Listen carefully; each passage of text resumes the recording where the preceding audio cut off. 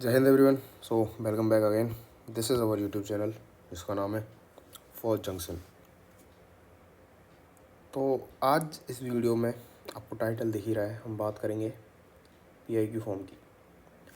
जो सीडीएस या एफकेट की तैयारी कर रहे हैं वो प्रीवियस वीडियो देख सकते हैं, उसमें हमने स्ट्रैटेजी अपलोड की है, तो वहाँ से आप रेफरेंस लेके अपनी प्रिपरेशन स्टार्ट कर सकते हो। ठीक है, अब मैं अगर बात करूँ पीआईक्यू फॉर्म की, तो अकॉर्डिंग टू मी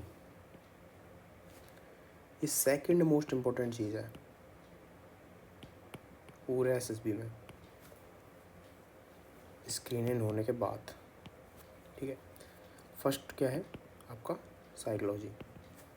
मैं इसको सेकंड मोस्ट इम्पोर्टेंट क्यों बोल रहा हूँ, इसके पीछे एक रीज़न है, क्योंकि according to me PIQ is your first impression. अब आपका पीआईक्यू आपका फर्स्ट इम्प्रेशन कैसे है, देखिए इसको समझते हैं, पहले इसकी इम्पोर्टेंस समझनी पड़ेगी। तो अगर मैं बात करूँ डे 1 की, तो मैंने आपको बताया था इस दिन स्क्रीनिंग होता है ना। अगर आप स्क्रीनिंग हो जाते हो तो फिर होता है आपका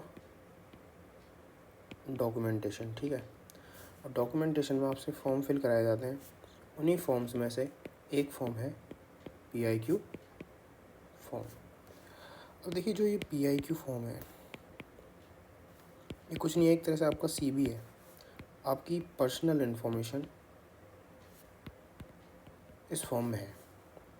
ठीक है, अब आप ऐसे दो फॉर्म भरोगे,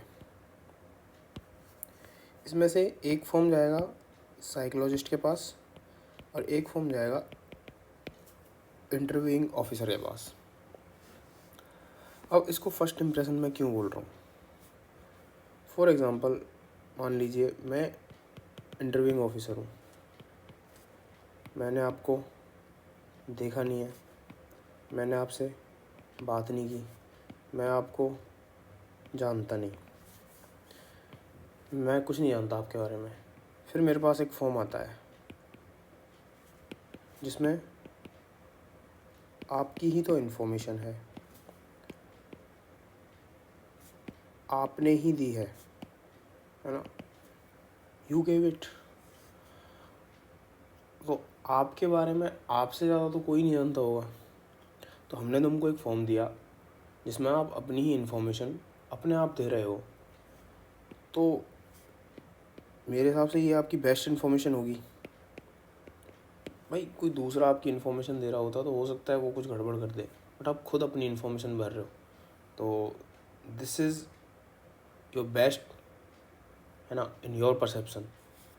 तो आपकी बेस्ट इन्फॉर्मेशन मेरे सामने एक टेबल पे एक पेज में लिखी हुई है ना। जब मैं आपके बारे में कुछ नहीं जानता तो मेरे पास एक फॉर्म है जिसमें आपकी इन्फॉर्मेशन है जो आपने दी है, तो क्या मैं उस इन्फॉर्मेशन से आपकी एक इमेज अपने माइंड में क्रिएट नहीं करूँगा, क्योंकि आपने तो दिया है।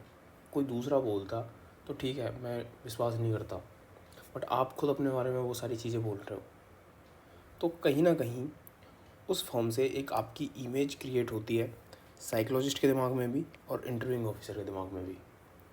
अब ये इमेज आपको पॉजिटिव बनानी है या नेगेटिव बनानी है वो आपके ऊपर डिपेंड करता है। पॉजिटिव बनाने के लिए पीआईक्यू में क्या करना है, उसी के लिए हम आज इस वीडियो में है ना।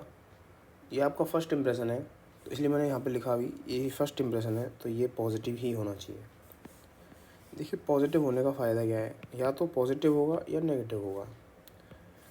अब पॉजिटिव है ना, मेरे माइंड में आपकी इमेज पॉजिटिव है, मेरे को आप अच्छे लग रहे हो, तो आप कहीं 19-20 भी परफॉर्म करोगे ना, 19-20 का मतलब है थोड़ा लो परफॉर्मेंस भी अगर आपका रहा कहीं किसी टास्क में, तो मैं उसको नेगलेक्ट कर दूंगा, बट अगर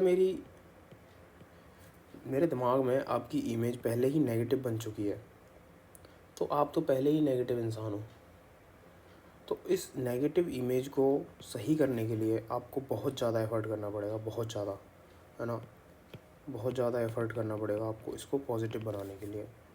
तो आप ये मान के चलिए 90% केसेस में यू आर आउट। अगर आपकी एक बार नेगेटिव इमेज बन गई तो आप उसको ओवरकम कर नहीं सकते, है ना। तो अपनी इस पॉजिटिव इमेज को कैसे बनाएं, देखो आपको ब्यूटी ऑफ पीआई की पता चलेगी अभी, है ना। तो अब सीधे हम पीआई की फॉर्म ही खोल लेते हैं, ठीक है।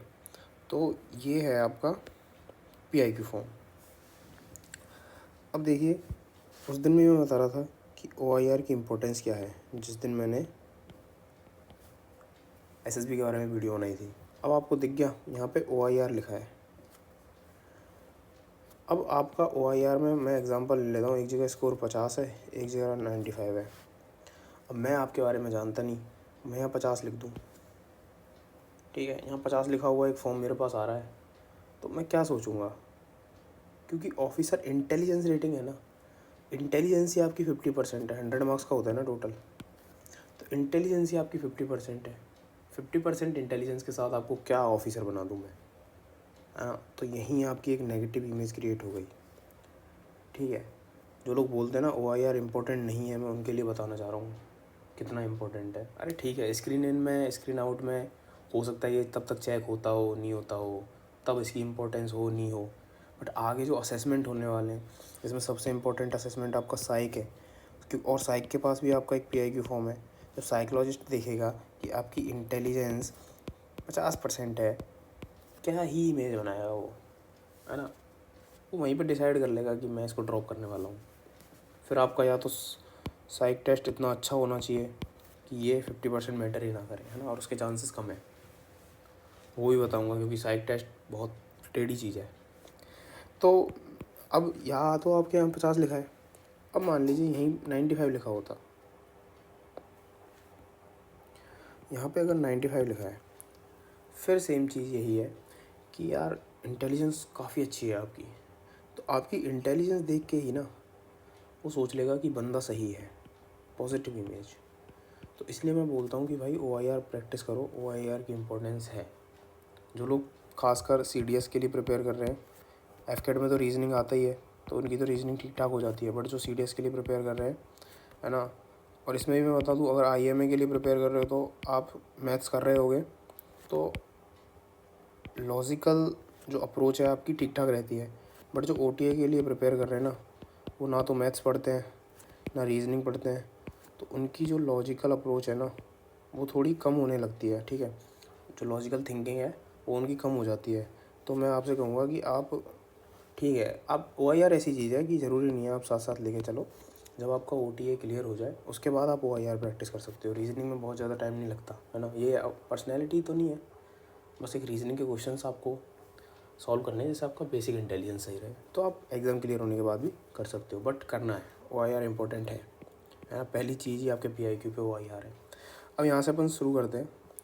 अब जैसे आपका लिखा है सिलेक्शन बोर्ड, अब इनको ना ढंग से पढ़ना है। इसमें लिखा है नंबर एंड प्लेस, तो पहले नंबर लिखेंगे। जैसे मैं अगर लिखूँ 11 एसएसबी, प्लेस इलाहाबाद। अब देखिए यहाँ पे क्या गलती करते हैं कई लोग, करते क्या है उनको बताया जाता है, मैंने कई लोगों से सुना है, वो बोलते हैं कि आप अपना जो पीआईक्यू है ना वो कैपिटल्स में भर दो। कैपिटल्स में भरने का उनका वो तर्क ये देते हैं कि इससे जो आपका हैंड राइटिंग वाला फैक्टर है ना वो ख़त्म हो जाएगा। सही बात है, क्योंकि आप अगर कैपिटल्स में लिखते हो ना तो फिर आपकी हैंड राइटिंग इतनी मैटर नहीं करती, क्योंकि कैपिटल्स में आप जब लिखते हो तो ठीक ठाक लगता है फॉर्म। बट देखिए प्रॉब्लम हैंड राइटिंग नहीं है ना। आपको वहाँ फ़ौज में जाके पन्ने नहीं भरने, है ना, कि एकदम कंप्यूटर प्रिंटेड हैंड राइटिंग चाहिए आपकी। प्रॉब्लम है आपकी कॉन्शियसनेस, आपकी अवेयरनेस। यहाँ लिखा है क्या कहीं कैपिटल्स में लिखना है? अरे जब कैपिटल्स में लिखना होगा ना वो बताएगा, नेम इन कैपिटल्स, क्लियर लिखा है नेम इन कैपिटल्स, तो यहीं लिखा है ना कैपिटल्स। इसके अलावा पूरे फॉर्म में आपको कहीं नहीं मिलेगा कैपिटल्स, तो आपको कैपिटल्स में बस अपना नाम लिखना है। इसके अलावा कुछ भी चीज़ कैपिटल में लिखने की गलती मत करना। ये दिखाता है आपका लैक ऑफ अवेयरनेस, है ना। ये दिखाता है आप प्रॉब्लम से दूर भागते हो, कि आपकी हैंड राइटिंग की वजह से आपका पीआईक्यू अच्छा नहीं लगेगा, इसलिए आपने उसको कैपिटल्स में भर दिया। प्रॉब्लम्स को अवॉइड करना ही हो गया ना ये। तो ये सब शो मत करना वहाँ पे। आप अपनी हैंड राइटिंग में लिखिए, थोड़ा टाइम ले लीजिए, बट हैंड राइटिंग में लिखिए। यहाँ आपका बैच नंबर आ जाएगा, यहाँ आपका चेस्ट नंबर आ जाएगा, यहाँ आपका रोल नंबर आ जाएगा। फिर आप अपना नाम लिखोगे कैपिटल्स में, ठीक है।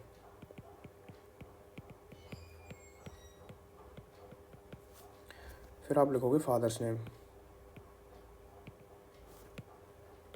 वही अपनी हैंड राइटिंग में।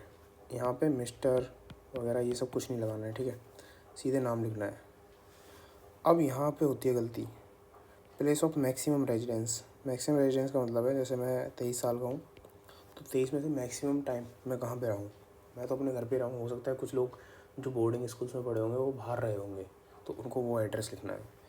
अब यहाँ पे एक तरीका है, देखिए, अगर कोई गांव से है तो वो कैसे लिखता है, पहले विलेज लिखेगा, फिर वो अपनी तहसील लिखेगा, फिर वो अपना डिस्ट्रिक्ट लिखेगा, फिर वो अपना स्टेट लिखेगा। मोस्ट कॉमन तरीका तो यही है ना, पहले हम गांव लिखते हैं, फिर तहसील लिखते हैं, फिर डिस्ट्रिक्ट और स्टेट लिखते हैं, ठीक है, ये गलत है। इसने हमसे 3 चीज़ पूछी है, प्लेस, डिस्ट्रिक्ट या स्टेट, ठीक है। तो आपको प्लेस लिखना है, प्लेस आपका गांव है, ठीक है, ये लिख दो। डिस्ट्रिक्ट है, लिख दो। स्टेट है, लिख दो। तहसील आपको नहीं लिखना है, पूछा ही नहीं है तो क्यों लिख रहे हो। ये तो वही हो गया ना, आप लकीर के फ़कीर हो। आप चेंजेस, पता है ये क्या शो कर रहा है, आप चेंजेस को एक्सेप्ट करने के लिए तैयार नहीं हो, क्योंकि ये एक ट्रेडिशनल वे है लिखने का। अब जिनके एड्रेस में 3 ही चीज़ें होंगी, जो ऑलरेडी मान लो टाउन में रह रहे हैं, गांव में नहीं रह रहे, तो उनके में तो ये 3 ही आ रही हैं, मतलब उनका प्लेस क्या है, उनका तहसील ही है। तो आप इसको अब लिख सकते हो, मतलब ये 3 चीज़ें आनी चाहिए यहाँ पे, आपका प्लेस, डिस्ट्रिक्ट और स्टेट, उसके अलावा कुछ नहीं आना चाहिए, ठीक है। एक्स्ट्रा की तहसील लिख दो, गांव लिख दिया तो तहसील नहीं लिखना, और अगर आप टाउन में रह रहे हो तो ओनली टाउन का नाम लिखना है ना। ये यही इसलिए तो ये सब लिखा हुआ है यहाँ पे कि आप इसको पढ़ो, अवेयरनेस शो करो अपनी। अब आपको यहाँ पे एक चीज़ और लिखनी है, विद अप्रॉक्सीमेट पॉपुलेशन, ठीक है। अब अप्रॉक्सीमेट पॉपुलेशन, अगर मैं जैसे अपने टाउन की बात करूँ, अब मैं करता हूँ गूगल पे मान लीजिए पॉपुलेशन आई 40,555, इतनी पॉपुलेशन आई, तो आपको क्या लगता है मैं 40,555 लिख दूँ, सही है? नहीं है। पहली बात तो गूगल पे जो पॉपुलेशन दिखा रहा है वो 2011 की दिखा रहा है, क्योंकि उसके बाद अपने कंट्री में अभी सेंसस हुआ नहीं है। तो पहली बात तो ये इन्फॉर्मेशन वैसे ही गलत है, कि अगर आप थोड़ा बहुत भी अवेयर हो तो इतना तो आपको पता होनी चाहिए ना, 2024 चल रहा है, 13 साल में कुछ ना कुछ पॉपुलेशन तो बढ़ी होगी, तो इसको बढ़ा के लिखना है। क्या लिख दूँ, 45,555 लिख दूँ? नहीं। देखिए, ये जो एक्यूरेट नंबर लिखे होते हैं ना पीछे, इनको मत लिखना। ये आपकी अवेयरनेस शो नहीं कर रहा, ये शो कर रहा है कि आप गूगल बाबा हो। आप एसएसबी देने आ रहे थे, एक दिन पहले आपने पॉपुलेशन सर्च करी और अपने पीआईक्यू में लिख दी, ये अवेयरनेस नहीं है ना। ये तो आपने डेटा ले लिया कहीं से। अवेयरनेस क्या होती है, जो लोग अपनी सोसाइटी में बातचीत करते हैं, मतलब मैं जैसे फ्रेंड से बात कर रहा हूँ, हम आपस में बात कर रहे हैं, हाँ भाई कितनी पॉपुलेशन होगी हमारे गांव की, तो हम अंदाज से बताते हैं हाँ 20-30 हज़ार होगी, वो अवेयरनेस है। वो अवेयरनेस यहाँ शो करनी है, तो इसको राउंड फिगर में लिखो, 45,000 लिख दो। आया समझ में कैसे लिखनी है पॉपुलेशन। फिर प्रेजेंट जहाँ पे अभी रह रहे हो उसके लिए भी आपको लिखना है एड्रेस। अगर सेम है तो मैं बोलूँगा आप पूरा एड्रेस फिर से लिखो, पूरा एड्रेस लिखो। कुछ लोग क्या लिख देते हैं, सेम एज़ अबव, ठीक है, बट अगर आप पूरा एड्रेस लिखोगे तो ज़्यादा बेटर है। तो इफ़ टाइम परमिट्स और आपके पास स्पेस ठीक ठाक है तो आप पूरा एड्रेस लिखो फिर से। अगर ये सेम है तो, अलग है तो लिखना ही पड़ेगा। फिर आपको परमानेंट लिखना है, जहाँ आपका घर है, जहाँ का आपका आधार कार्ड पे जो एड्रेस है या राशन कार्ड पे जो एड्रेस है वो आपको यहाँ पे लिखना है। अब वो पूछ रहा है डिस्ट्रिक्ट हेडक्वार्टर है या नहीं, तो अगर आप पूरे प्रॉपर डिस्ट्रिक्ट में रह रहे हो तो होगा, नहीं तो नहीं होगा। जैसे मेरा नहीं है तो मैं नोट लिख दूँगा। अब 5, अब यहाँ पे लिखा है स्टेट एंड डिस्ट्रिक्ट। अब प्रॉब्लम पता है क्या है, ट्रेडिशनल वे क्या है, पहले हम डिस्ट्रिक्ट लिखते हैं फिर स्टेट लिखते हैं, तो हम इसी पैटर्न को फॉलो कर लेते हैं। अब देखिए, अब ब्यूटी ऑफ द ब्रेन देखिए, जिसने पीआईक्यू फॉर्म बनाया है भाई, वो डिस्ट्रिक्ट एंड स्टेट भी तो लिख सकता था जो ट्रेडिशनली चला आ रहा है, बट वो क्या चेक करना चाह रहा है कि अभी भी कॉन्शियसनेस है जिंदा या मर चुकी है ना। तो वही लकीर के फ़कीर मत बनो, पढ़ो। पहले स्टेट पूछा है तो पहले स्टेट लिखना है, पहले स्टेट पूछा है तो पहले स्टेट लिखना है, फिर डिस्ट्रिक्ट पूछिए तो डिस्ट्रिक्ट। ऊपर नहीं आ रहा तो नीचे लिख दो, यहाँ लिख दो। अब रिलीजन, अब 2-4 होंगे बॉलीवुड के सितारे, इंडियन। अरे होते हैं भाई ऐसे बंदे, आप विश्वास नहीं करोगे। तो ये सब फालतू की चीज़ें मत करना वहाँ पे, है ना, कि मैं तो भारतीय हूँ, मेरा कोई धर्म नहीं है, ये नहीं है, वो नहीं है। भाई जो भी अपना रिलीजन है चुपचाप लिखो, है ना, बकचोदी करने की ज़रूरत नहीं है। तो यहाँ पे आप लिख दोगे अपना रिलीजन, जैसे मेरा जैन है तो लिख दिया, SC ST OBC है तो लिख दो, नहीं तो जनरल, मदर टंग हिंदी जो भी है। उसके बाद डेट ऑफ बर्थ और ये सिंगल। अब प्रॉब्लम क्या है, आगे देखते हैं। अब ये पूछ रहा है क्या आपके पेरेंट्स अलाइव हैं, अगर हैं तो कोई दिक्कत ही नहीं है। अगर आपने इस पे यस पे टिक किया है ना, तो आप बी पॉइंट तो पढ़ोगे ही, तो आप इसको डैश कर देना। अगर आपने नो पे टिक किया है, तो नो पे टिक किया है तो आप अपनी एज यहाँ पे लिख दोगे जब उनकी डेथ हुई थी। अब ये पूछ रहा है आपके फैमिली के बारे में। फादर, उनकी एजुकेशन लिखोगे, ठीक है, कुछ भी जो भी है। उनका ऑक्यूपेशन लिखोगे और उनकी इनकम लिखोगे, ठीक है। सेम मदर के लिए। अब कई लोगों की जो मम्मियाँ होती हैं, जैसे मेरी मम्मी घर पे रहती हैं, वो घर का काम करती हैं, तो आप ऑक्यूपेशन में होम मेकर लिख सकते हो। अब क्या होता है, अब वो घर पे काम करती हैं, ठीक है, अब उनकी कोई इनकम तो है नहीं, तो लोग क्या करते हैं, इस कॉलम को खाली छोड़ देते हैं। इसको खाली नहीं छोड़ना है। देखिए, अगर आप इसको खाली छोड़ दोगे ना, तो उसमें एक प्रॉब्लम है। फॉर एग्ज़ाम्पल यहाँ देखिए, मैंने आपसे क्वेश्चन किया, अब या तो इसका आंसर आपको आता होगा या इसका आंसर आपको नहीं आता होगा। आता होगा तो आप बता दोगे आंसर, ठीक है, वेल एंड गुड। अब नहीं आता होगा तो आपके पास दो ऑप्शन है, या तो आप बोल दो कि नहीं आता, या आप अवॉइड कर दो, चुप हो जाओ।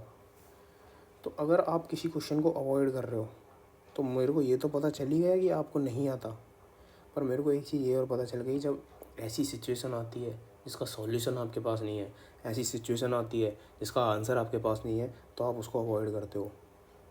ऐसे लोगों की ज़रूरत नहीं है फौज में, जो सिचुएशन को अवॉइड करें। तो अवॉइड नहीं करना है। अगर नहीं है इनकम, डैश एटलीस्ट ये तो शो करो कि हाँ मैं इससे गो थ्रू हुआ हूँ, मैंने इसको अवॉइड नहीं किया।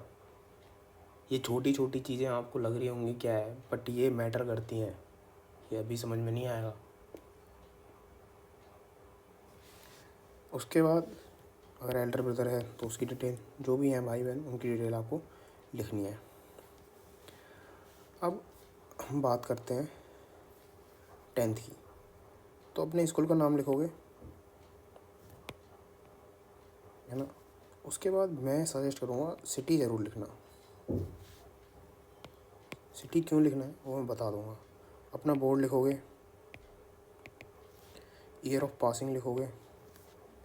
अब पहले डिवीज़न लिखोगे, फिर मार्क्स पढ़ो। पहले डिवीज़न पूछा ना, तो डिवीज़न लिखोगे फिर मार्क्स। उसके बाद मीडियम लिखोगे, पूरा लिखना, हिंदी या इंग्लिश है या बॉर्डर डे स्कॉलर जो भी हो वो करना। और आउटस्टैंडिंग अचीवमेंट, फिर वही होता है, कई लोगों का कोई अचीवमेंट नहीं होता तो वो इसको ये खाली छोड़ देते हैं। डैश भर दो भाई अगर अचीवमेंट नहीं है तो, बट भरो, ऐसा लगना चाहिए हाँ आपने देखा है।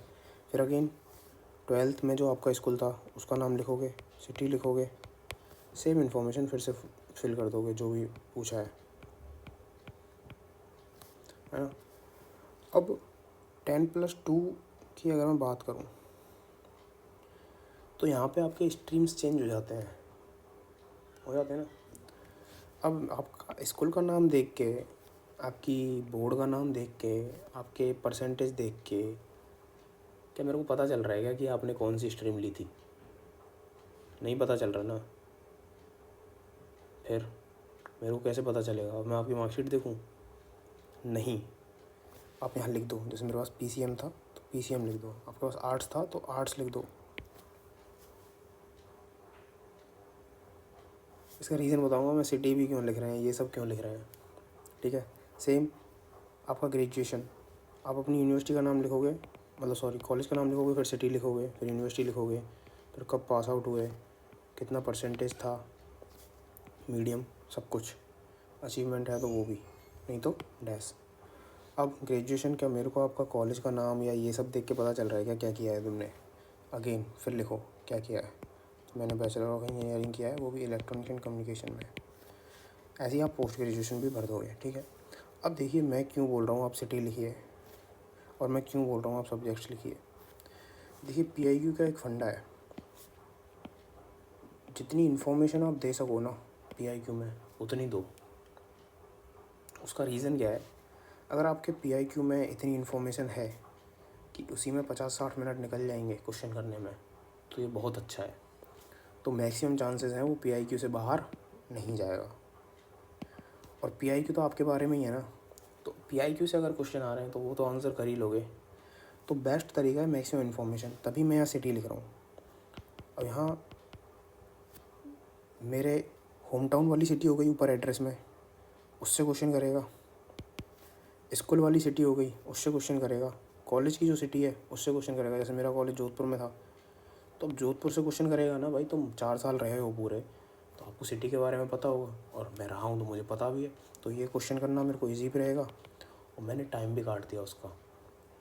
ऐसे ही यहाँ पे अगर इन्फॉर्मेशन नहीं देता तो एक तो वही शो करता वो लैक ऑफ अवेयरनेस, है ना। मतलब ये तो कॉमन सेंस है ना भाई, मेरे को नहीं पता तुम्हारी ग्रेजुएशन, तो लिखो।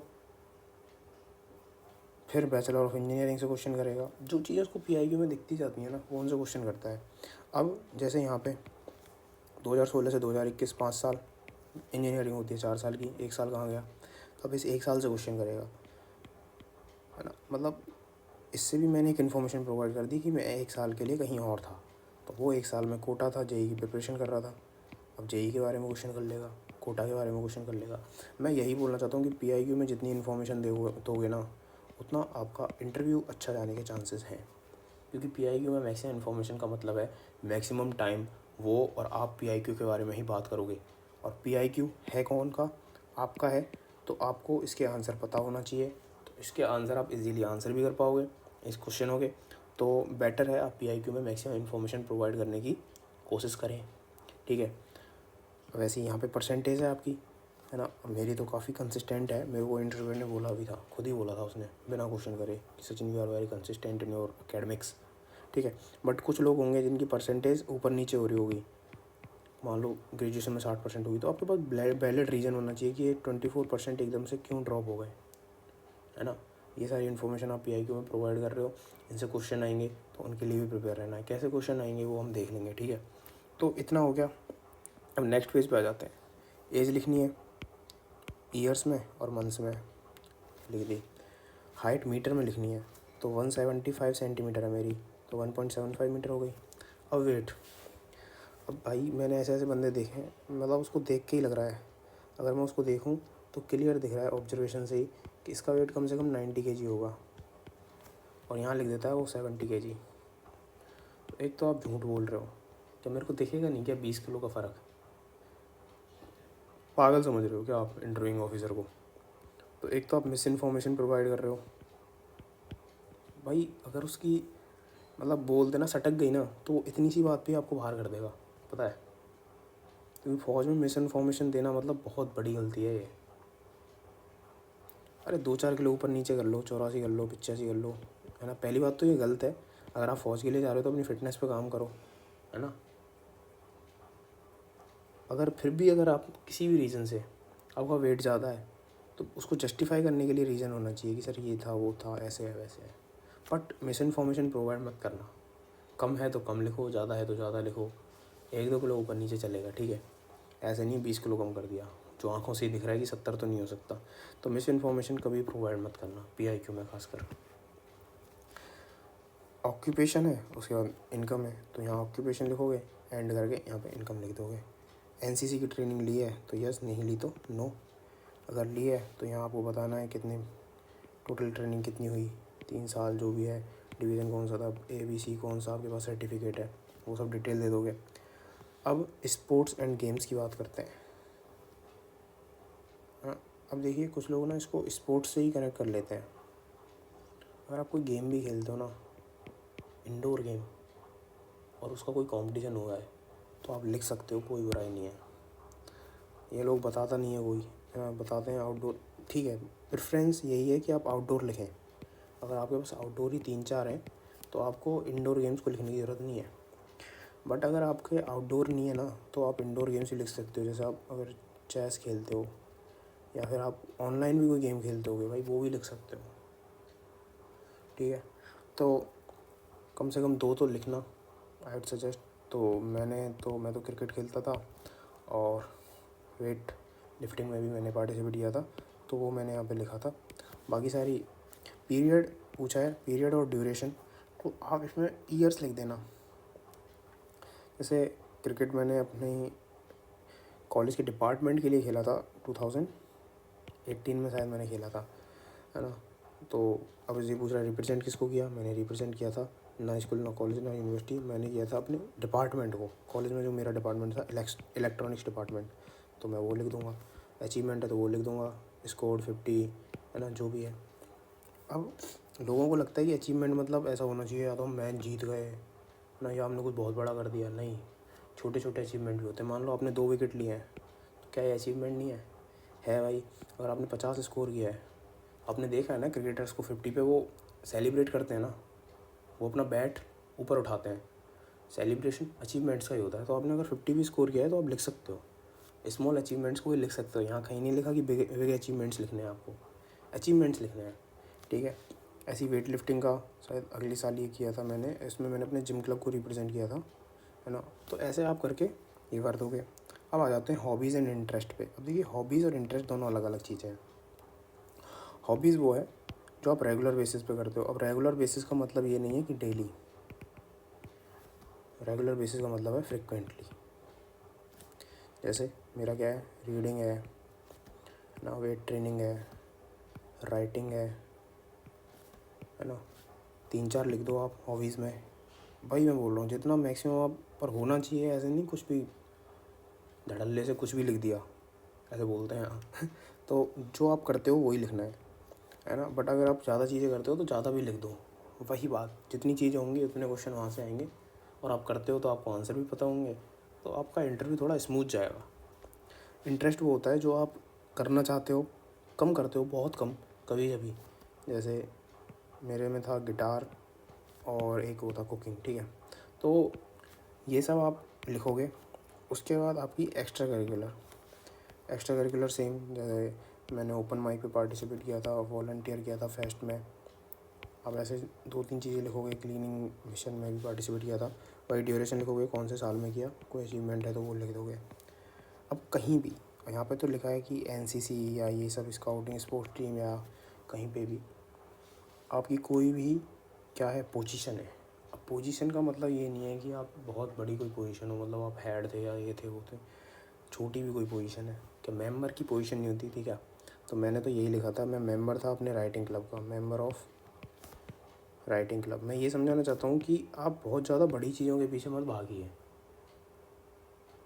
है ना। अगर आपका कोई छोटा भी अचीवमेंट है, छोटी भी कोई पोजीशन है, तो उसको लिखो, इन्फॉर्मेशन प्रोवाइड करो। PIQ का मतलब यही है, आपको इन्फॉर्मेशन देनी है। ठीक है, भागो मत उससे। तो ये लिख दिया। नेचर ऑफ कमीशन, या तो परमानेंट कमीशन होगा या शॉर्ट सर्विस होगा। जो OTA के लिए जा रहे हैं उनका शॉर्ट सर्विस होगा। FCAT से जो जा रहे हैं उनका शॉर्ट सर्विस होगा। जो IMA या आपकी बात करूँ AFA जा रहे हैं CDS से, तो उनका परमानेंट कमीशन होगा। सेवा का चयन, चॉइस ऑफ सर्विस, यहाँ लिखोगे आप आर्मी या एयरफोर्स या नेवी, जो भी है। अब number of chances availed for commission in all 3 services. Number of chances, यहाँ पे ये नहीं लिखना है कि CDS कितनी बार क्लियर किया है आपने या कितनी बार दिया है। SSB कितनी बार दिया है, SSB में रिपोर्ट कितनी बार किया है। अब हो सकता है आपके 6 SSB आए हों, बट आप 2 में गए ही नहीं, 4 में गए बस, तो यहाँ पे 4 ही आएगा। जितने में रिपोर्टिंग करी है ना, उतना नंबर यहाँ पे आएगा। फिर आप सीरियल वाइज उसको भर दो, या तो ओल्डेस्ट से न्यूएस्ट भर दो, ओल्डेस्ट से न्यूएस्ट भर दो, या न्यूएस्ट से ओल्डेस्ट, वो आपके ऊपर है। एंट्री भर दो। ये नहीं लिखना है, मैं बता रहा हूँ बस। FCAT, CDS, FCAT, TGC, जैसे भी है, SOC नंबर, प्लेस, ये सब भर देना। और यहाँ क्या प्रॉब्लम आती है, हाँ ये सब तुम भर दोगे, हो सकता है आप काफ़ी चीज़ें भूल भी गए हो। ये चेस्ट नंबर, बैच नंबर, ये लोग भूल जाते हैं। तो मैं बोलूँगा यार, आप जैसे ही SSB से आओ ना, तो लिख लो। प्रॉब्लम क्या है, अगर आप हार्डकोर रिपीटर हो, मान लो आपके 10-12 अटैम्प्ट हो गए, फिर आप अगर भूल जाते हो ना 2-4 चीज़ें, तो मैटर नहीं करता। मैंने बहुत बंदे देखे हैं, उनके अभी 1-2 अटैम्प्ट हुए हैं, वो भी अभी 1-2 महीने पहले ही हुए हैं, उनको अपना चेस्ट नंबर याद नहीं है, बैच नंबर याद नहीं है। भाई तुम्हें 1-2 महीने पहले की चीज़ जो बहुत कम हुई है, अभी 1-2 बार ही तो हुआ है आपका एसएसबी, वो भी अभी रिसेंट में, वो भी तुम्हें याद नहीं है, तो फिर क्वेश्चन मार्क तो है ना यार तुम्हारी पर्सनैलिटी पे। ठीक है, भूल जाते हैं हम, तो उसको लिख लो ना आप आके, और जब जा रहे हो तो लिख के लेके जाओ, है ना। तो ऐसे आपको पीआईक्यू फॉर्म भरना है।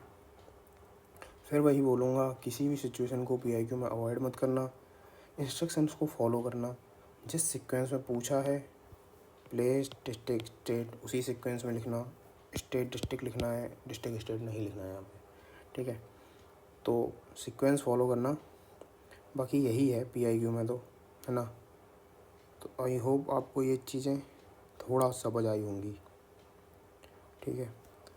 तो वापस आ जाते हैं। तो अब ये हमने पीआईक्यू फॉर्म फिल कर लिया, आपने इन्फॉर्मेशन प्रोवाइड कर दी, उसने पढ़ ली, आपकी एक इमेज उसने क्रिएट कर ली, अब वो उसी हिसाब से आपसे क्वेश्चन करेगा, है ना। तो आपको ये क्वेश्चन होगा आंसर करना है। तो ये होता है पीआईक्यू भरने का तरीका। अब आप कमेंट करके बताएं, है ना, कुछ आपको समझ में आया नहीं आया, कुछ ठीक लगा नहीं लगा, बताएं आप। देखिए, आप जब तक बताओगे नहीं ना, तो मेरे को भी समझ में नहीं आएगा आपको ज़रूरत क्या है।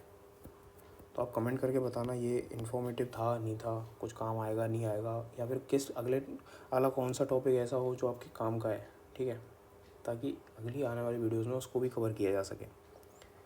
तो ये सब कमेंट में बताओ, है ना। टेलीग्राम है, आप टेलीग्राम पे भी मैसेज कर सकते हो, ये ज्वाइन कर लो। इंस्टाग्राम पे यहाँ ज्वाइन कर लो। तो यही था पीआईक्यू के बारे में। तो पीआईक्यू बहुत इंपॉर्टेंट है भाई मेरे हिसाब से तो इस पे ध्यान दो। पहला काम मैं बोलूँगा आपको, जब एसएसबी प्रिपरेशन स्टार्ट हो रही है ना, वो आप पीआईक्यू से ही स्टार्ट करो। पहली चीज़ आप एक काम करो, पीआईक्यू लो, अगर नहीं है तो मैं इसको टेलीग्राम ग्रुप में डाल दूँगा, ठीक है, वहाँ से डाउनलोड करो, प्रिंट करवाओ 2-3 प्रिंट लो उसके, और इत्मीनान से बड़ी शांति से बैठ के पीआईक्यू फिल करो, सोच के मैंने क्या क्या किया है क्या नहीं किया, है ना। 1 बार ख़राब होगा, 2 बार ख़राब होगा, 3 बार ख़राब होगा, चौथा फॉर्म भरो। तो पीआईक्यू भरो। PIQ is your first impression and the second most important thing in the SSB. ये बात आप लिख लेना। मुझे नहीं पता कोई बताएगा नहीं बताएगा, बट पीआईक्यू से ना आपकी 50% पर्सनैलिटी पता चल जाती है। क्योंकि जो बेसिक है ना एसएसबी का, वो है आपकी इंटेलिजेंस और अवेयरनेस, और ये दोनों चीज़ ना पीआईक्यू से साफ साफ पता चलती हैं। अगर आपके पास अवेयरनेस नहीं है ना, इसलिए मैं वो बोल रहा था भाई ड्रिल में कि आप अवेयर रहो, अवेयर रहने का ट्राई करो। अवेयरनेस बहुत इंपॉर्टेंट है। बिना अवेयरनेस के आप किसी भी सिचुएशन का सॉल्यूशन कैसे निकाल लोगे। आप अनकॉन्शियस माइंड से अनअवेयर होके कोई सॉल्यूशन निकाल सकते हो? नहीं ना। तो सॉल्यूशन निकालने के लिए एग्जीक्यूशन तो बाद में आएगा, पहले तो सॉल्यूशन निकालने के लिए ही आपको अवेयरनेस की ज़रूरत है, इंटेलिजेंस की ज़रूरत है। तो ये दोनों चीज़ें बखूबी आपका पीआईक्यू बता देगा, आपकी इंटेलिजेंस क्या है, आपकी अवेयरनेस क्या है।